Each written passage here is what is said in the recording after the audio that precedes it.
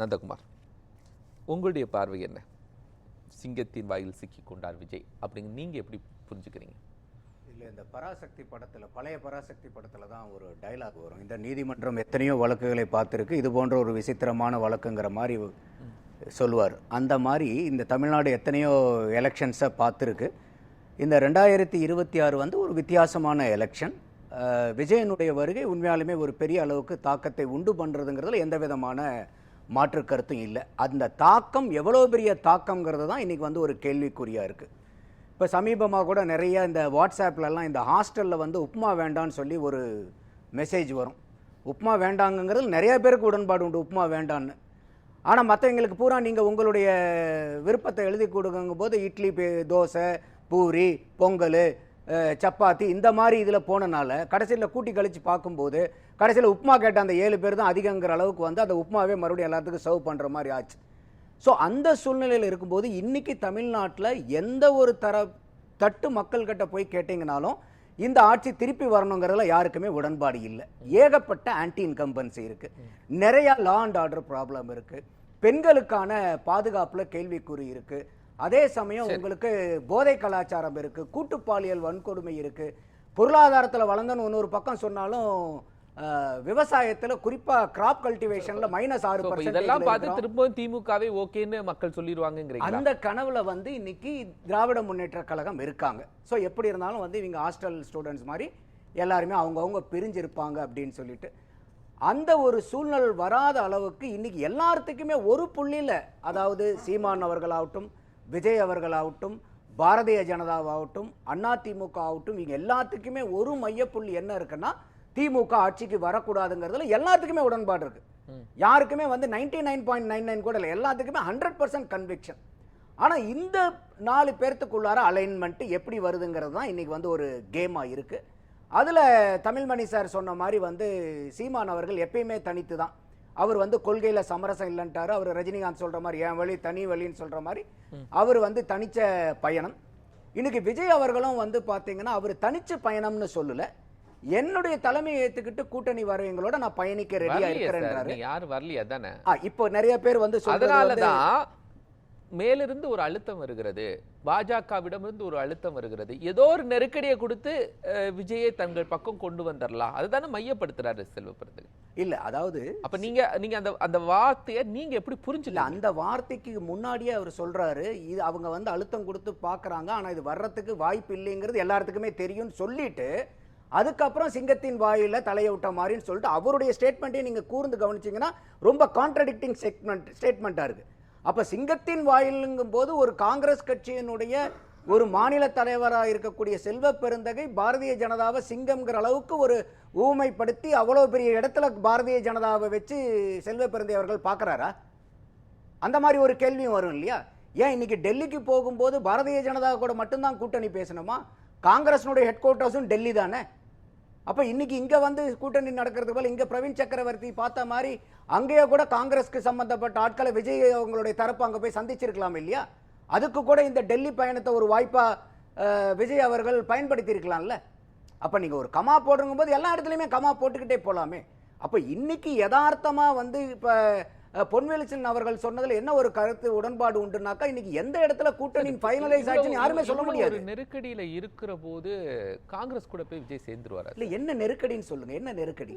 ஜனநாயகன் படத்துக்கு நெருக்கடி இருக்கு, சிபிஐ விசாரணை, இதெல்லாம் ஒரு வகையான சிபிஐ விசாரணைங்கிறது அவங்களே வந்து கோர்ட்டுக்கு போயிட்டு இங்க தமிழக அரசாங்கத்தினுடைய விசாரணை வந்து கம்ப்ளீட்டா பயாஸ்டா இருக்கு, ஒன் சைடடா இருக்கு. ஆல்ரெடி வந்து இங்க இருக்கக்கூடிய ஆபீசருங்க பூரா பேட்டி கொடுத்து தமிழக அரசாங்கத்துக்கு 0% கேப், எல்லாமே விஜய் தான், அவர் தான் வந்து அவங்க எஸ்ஐடி தானே சார் கேட்டாங்க.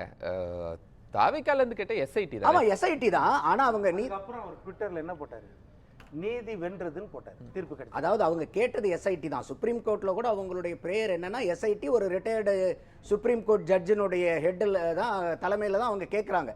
இந்த இடத்துல என்னன்னா சிபிஐக்கு கொடுக்குறாங்க. வெறும் சிபிஐக்கு மட்டும் கொடுத்திருந்தாங்கன்னா கூட பல பேர் வந்து அதை விமர்சிக்க கூடுங்கிறது என்ன பண்றாங்க, அந்த சிபிஐ விசாரணையை கண்காணிக்கிறதுக்கு சூப்பர்வைசரி கமிட்டின்னு சொல்லிட்டு 3 பேர் போடுறாங்க. கிளாரிட்டி கொடுக்கறாங்க. பிஜேபி விஜய் எந்த புள்ளியில அழுத்தம் கொடுக்கல அப்படிங்கற கிளாரிட்டி பண்றாரு. இல்ல இப்ப அதாவது வந்து இன்னைக்கு ஒரு வழக்கு இருக்குங்கும்போது இன்னைக்கு விஜய் அவர்கள் கரூர்ல போய் அவருடைய மீட்டிங் இருக்கும்போது இன்னைக்கு அவரை சம்மன் பண்ணனது விட்னஸா சம்மன் பண்ணிருக்காங்க. இல்ல அதுதான் சார் சம்மன்ஸ்ங்கற பை ப்ரொசீஜர் லா ப்ரொசீஜர் படி Standard நடக்குது. protocol இது. இதுக்குள்ள அவருக்கு எந்த அழுத்தத்தையும் பாரதிய ஜனதா கொடுக்கவில்லை அப்படிங்கற கிளாரிஃபை பண்றீங்க. சப்போஸ் பாரதிய ஜனதா அழுத்தம் சப்போஸா கொடுக்கல அப்படிங்கறது தெளிவா அதான் நான் சொல்ல வரேன். சப்போஸ் அவங்க அழுத்தம் கொடுக்கறாங்கன்னு வெச்சுக்கிட்டீங்கன்னா அது வந்து விஜய் அவர்களுக்கு அரசியல் செல்வாக்கை கூட்டுமே ஒழிய குறைக்காது. இப்ப நீங்க திமுக கூட்டணியில் இருக்கிறீங்களே பாத்தீங்கன்னாக்கா ரொம்ப பதறி போய் என்ன சொல்றாங்க, 2 கருத்துக்களை சொல்றாங்க. ஒன்னு, நீங்க சொல்ற மாதிரி பாரதிய ஜனதா வந்து அழுத்தம் கொடுத்து விஜயை தம்பக்கம் இழுத்துக்க பாக்குது, அப்படி ஒரு ஸ்டோரி. ரெண்டாவது என்னன்னாக்கா நம்மளே வந்து அவங்க திமுக அதாவது தாவேக்காக்கு இடைஞ்சலை ஏற்படுத்தி பாரதிய ஜனதாவுக்கு உண்டான எதிர்ப்பு திமுக இல்ல, தாவேக்கா தான் பாரதிய ஜனதாவை எதிர்க்கக்கூடிய சரியான நபர்னு நிலைநாட்டி அது மூலியமா திமுகவுக்கு கிடைக்கக்கூடிய சிறுபான்மையினருடைய வாக்குகளை பூரா டிவிகேக்கு போறதுக்காக இந்த 2 கருத்தையும் சொல்றது யாரு? திமுக கூட்டணியில் இருக்கிறவங்க, திமுகவுக்கு ஆதரவு தெரிவிக்கிறவங்க. அது கட்சி சார்ந்தவங்களையோ இல்ல திமுக ஆதரவாளர்களோ இதை சொல்றது. அப்போ இது 2ல ஏதாவது ஒண்ணுதான உண்மையா இருக்கணும். ஒரு கட்சிக்கு ஒரு ஸ்டாண்ட் இருக்கும்போது எது உண்மை நந்தகுமார் அதை சொல்லுங்க. எது உண்மை? இந்த 2மே உண்மை இல்லங்கறத நான் சொல்ல வரேன். அப்போ இன்னைக்கு ஜனநாயக படம்ங்கிறது வந்து அந்த சிபிஎஃப்சில இருக்கக்கூடிய ஒரு நபருடைய தவறு. இது அதை தான் வந்து நீதிபதி அவர்கள் பிடி ஆஷா அவர்களே குறிப்பிடுறாங்க. அடுத்தது வந்து இன்னைக்கு விஜய் அவர்களை வந்து விசாரிக்காம இருந்தாங்கன்னா தான் என்னமோ இது ஒன் சைடா போற மாதிரி இருக்குதுன்னு இது பண்ணுவாங்க. இதுல வந்து இன்னைக்கு விஜய் அவர்களை விசாரிக்கிறது மட்டும் இல்ல, நேத்து வந்து பழைய ஏடிஜிபி லா அண்ட் ஆர்டர் அவரையும் சேர்த்து தான் இன்னைக்கு விசாரிச்சிருக்காங்க. அப்போ செந்தில் பாலாஜி அவர்களை விசாரிப்பாங்க. நந்தகுமார் சார், என்னுடைய சந்தேகம் நேத்துக்கு சிபிஐ விசாரணையில இருந்தார்ல விஜய், அங்க பேட்டி கொடுத்து எல்லா இடத்துலயும் பொதுவுல உட்கார்ந்து பேட்டி கொடுத்து கவர்மெண்ட் ஆபீசர்ங்கிற பேர்ல எல்லாமே வந்து அந்த வீடியோவை வந்து பேக்ரவுண்ட் ஸ்கோர் போட்டு நிறைய அந்த வீடியோல நிறைய முன்னுக்கு பின் முரணான கருத்துக்கள் எல்லாம் தெரிவிச்சாங்க இல்லையா, அத்தனை பேர்த்தையும் விசாரணை வளையத்துக்குள்ளார கொண்டு வருவாங்க. இப்போ விஜய் நேத்துக்கு விசாரணை ஏன் பொங்கலுக்கு அப்புறம் அவர் டேட் வாங்கியிருக்காரு? எதுக்கு? அந்த ட்ரையலுடைய கண்டினியூஷனுக்கு, விசாரணை கண்டினியூஷனுக்கு. இல்ல அவர் அந்த மாதிரி எனக்கு ஸ்பெசிபிக்கா நீங்க இந்த டேட்டுக்கு வாங்கன்னு சொல்லி இல்ல இந்த டேட் இல்ல எனக்கு பொங்கலுக்கு அப்புறம் நான் வரங்கிறதெல்லாம் இல்ல. அவரை பொறுத்த வரைக்கும் நீங்க இன்னும் ஒரு 10 தடவை கூப்பிட்டீங்கன்னா கூட அவர் ஹாப்பியா போயிட்டு அவருங்க கேட்கிற கேள்விக்கு பதில் சொல்லிட்டு வர போறாரு. அப்படி இருக்கிற மாதிரி இருந்தா இன்னைக்கு நீங்க ஃபர்ஸ்ட் சம்மன் தான் இது.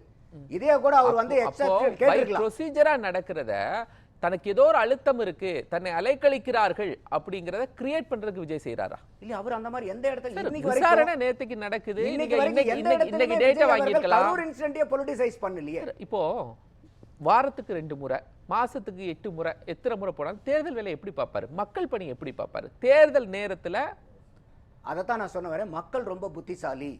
இதை விஜய் வெளிப்படையா சொல்லலனாலும் இல்ல அவர் வந்து இதை பொலிட்டிசைஸ் பண்ணலனாலும் நீங்க சொல்ற மாதிரி மாசத்துக்கு 4 தடவை வாரத்துக்கு 2 தடவை கூப்பிட்டாங்கனாவே அதிகமாயிடும். நீங்க 3 நாள்ல முடிச்சுட்டு போயிருங்க அப்படின்னு தான் சொல்லும். எங்களுக்கு ஊர்ல பொங்கல் இருக்கு, நாங்க முடிச்சுட்டு வந்து அப்படின்னா அது ஒரு நாம் தானே அதை எக்ஸ்டெண்ட் பண்றோம்னு அர்த்தம். தாவேக்கா தானே அதை எக்ஸ்டெண்ட் பண்ணுது. இல்ல அவங்க நீங்க அப்படி பார்த்தா என்ன தாவேக்கா வந்து எனக்கு 2வது நாள் என்கொயரி வேண்டாம்னா சிபிஐ விட்டுருமா? இல்ல சார் இன்னைக்கு நான் ஒரு நாள் தான் வந்து நான் ஒரு ஃளைட் எடுத்துட்டு வந்திருக்கேன், எனக்கு நாளைக்கு வந்து நான் போகணும் திட்டம் போச்சுன்னா சிபிஐ விட்டுருவாங்களா? நீங்க போங்க.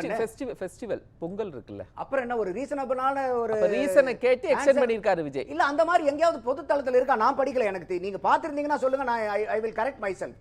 எந்த இடத்துலயும் சிபிஐ வந்து நீங்க இத்தனாம் தேதி வாங்கன்னு விஜய் கிட்ட சொல்லி விஜய் வந்து இல்ல நான் பொங்கல் கொண்டாட வேண்டியது இருக்கு அதனால நான் எனக்கு தேதி தள்ளி போடுறேன் நான் பார்க்கல எந்த செய்தியும். அப்போ விஜயை பொறுத்த வரைக்கும் is a very law abiding citizen. அப்ப எந்த இடத்துலயும் வந்து நீங்க சட்டத்துக்கு உட்படுத்துகிறீங்களா நான் வரேன், நீங்க 4 தடவை என்ன 10 தடவை கூப்பிடுறீங்களா நான் வரேன், நீங்க எவ்வளவு வேணா கேள்வி கேளுங்க நான் பதில் சொல்றேன்.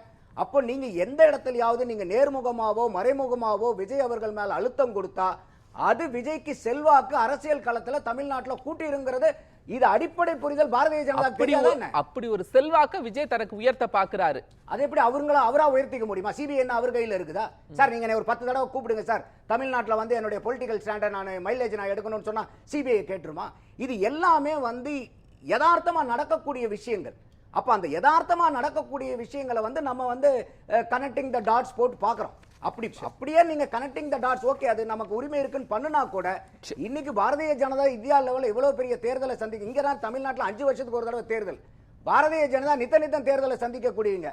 அவங்க இந்த மாதிரி தேவையில்லாம விஜய்க்கு அழுத்தம் கொடுத்து விஜயை பெரியாள் ஆக்கணுங்கிற பார்வை பாரதிய ஜனதாக்கு இருந்துச்சுன்னா அது கேள்விக்குறிதான். அது நன்றி நன்றி நந்தகுமார். இப்போ என்னுடைய கருத்து பார்க்கும்போது நான் ரெண்டுனுடைய சாம்பிள் சைஸும் பார்க்குறேன். இப்போ அவர் பொன்வெல்சன் சார் பார்த்த மாதிரி ட்விட்டரில் வந்து 872, அதில் 63% வந்து வாய்ப்பு இல்லைன்றாங்க. இதே நீங்கள் 21,000 சாம்பிள் இருக்கக்கூடிய யூடியூப்பில் போய் பார்க்க போனீங்கன்னாக்கா வாய்ப்பு இல்லைங்கிறது 47, இருக்கலாங்கிறது 38, மேபி 15. அப்போ அது ரெண்டையும் சேர்த்துனீங்கன்னா 53%. அப்போ மேபிங்கிறது வந்து சாதகமாக இருக்கிறதுக்கும் நீங்கள் எடுத்துக்கலாம். அதுவும் நீங்கள் சாம்பிள் சைஸ் பார்த்தீங்கன்னா 21,000, அதில் 53% வந்து ஒரு பாசிட்டிவான ரிசல்ட்டுக்கு வர்றதுக்கு இருக்குங்கிறது எந்த அடிப்படையில் மக்கள் இதை வாக்க கொடுத்துருக்காங்கன்னா, நான் ஃபர்ஸ்ட் ரவுண்டில் சொன்ன மாதிரியே இன்னைக்கு திமுகவினுடைய ஆட்சி தொடர்ந்து 2வது முறையாக இருக்கக்கூடாதுங்கிற ஒரு எண்ணம் பறந்து விரிந்து இருக்குன்னு நான் சொன்னதுக்கு இது ஒரு அடிப்படையான ஒரு காரணமாகவும் இருக்கு. அந்த சூழ்நிலையில் இன்னைக்கு அரசியலை பொறுத்த வரைக்கும் நிரந்தர நண்பர்களும் இல்லை, நிரந்தர எதிரிகளும் இல்லைங்கிறது தான்.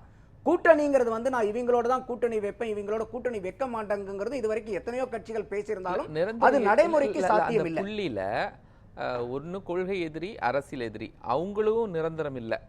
இல்ல நீங்க இதுல நல்ல கேள்வி இது. அதாவது கொள்கை எதிரிக்கும் அரசியல் எதிரிக்கும் வித்தியாசம் புரிஞ்சுக்கங்க. இப்ப இன்னைக்கு காங்கிரஸும் திமுகவும் ஒரே கூட்டணியில் இருக்கு, ஒரே கொள்கையா? விடுதலை சிறுத்தைகளும் திமுகவும் இருக்கு, ஒரே கொள்கையா? இல்ல. அப்போ பாஜகவை எதிர்க்கிறதுல ஒரு புள்ளியில ஒரே கொள்கையில இருக்காங்கல்ல. இல்ல அதைத்தான் நான் சொல்ல வரேன். அப்ப அது பாரதிய ஜனதா எதிர்ப்புங்கிறது தான் கொள்கையா ஒரு கட்சிக்கு? அது இல்ல. அப்போ இன்னைக்கு கொள்கை கூட்டணி நீங்க பார்க்கும்போது ஒரு கொள்கை வேறுபாடு இருக்கிறவர்கள் கூட்டணி வச்சுக்கலாம். ஆனா இதே நீங்க காங்கிரசும் பாரதிய ஜனதாவும் அரசியல் எதிரிகள், அப்போ அதிமுகவும் திமுகவும் அரசியல் எதிரிகள். நான் சொல்றதான் புரிஞ்சுங்க. இப்ப நிறைய பேர் வந்து அரசியல் எதிரினா வேற, கொள்கை எதிரினா வேறையான்னு கேக்குறாங்க.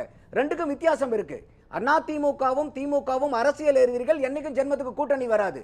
ஆனா கொள்கை எதிரிகள், இப்ப உதாரணத்துக்கு திமுகவுக்கும் காங்கிரஸுக்கும் கொள்கை முரண்பாடு இருக்கு, அதிமுகவுக்கும் பாரதிய ஜனதாவுக்கும் கொள்கை முரண்பாடு இருக்கு. ஆனா கூட்டணியில ஒத்து வருவாங்க. காரணம் என்னன்னா தமிழ்நாட்டினுடைய மக்கள் நல பிரச்சனைகள் சார்ந்து புரிஞ்சுது. தமிழக நலன் சார்ந்து அரசியல் எதிரிகள் கூட இணைய வாய்ப்பு இல்ல, கொள்கை எதிரிகள் கூட இணைய வாய்ப்பு இருக்கு. நன்றி நன்றி நன்றி.